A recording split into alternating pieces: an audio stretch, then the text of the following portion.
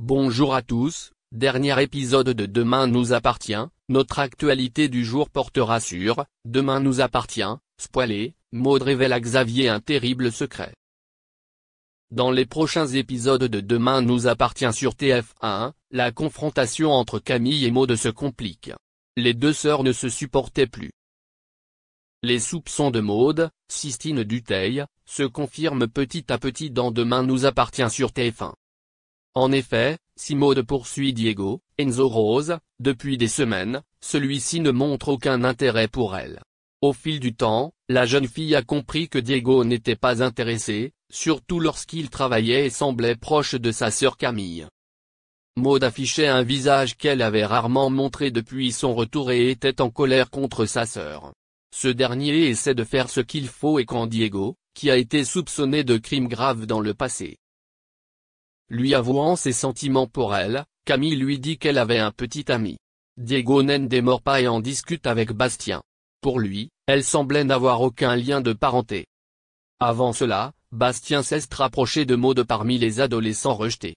Alors Camille a joué le jeu parce qu'elle ne voulait pas faire de mal à sa sœur. Dans une scène à venir, la jeune fille a passé beaucoup de temps à Toulouse avec son père, Xavier, pour se rendre à son bureau. Elle lui confie à quel point elle est mauvaise pour un homme. Maud regrette d'être devenue intellectuelle et son père la console du mieux qu'il peut.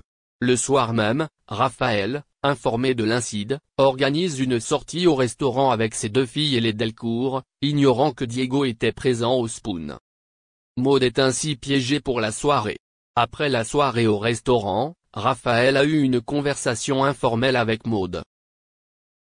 Elle lui explique qu'elle aime Diego et que Camille, comme tous les garçons, a les yeux rivés sur Camille.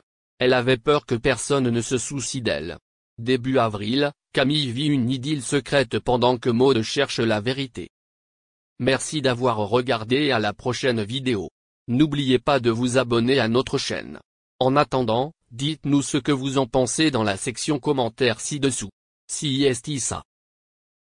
Adoptent ensemble deux filles, Jade née en 2004, et Joy née en 2008.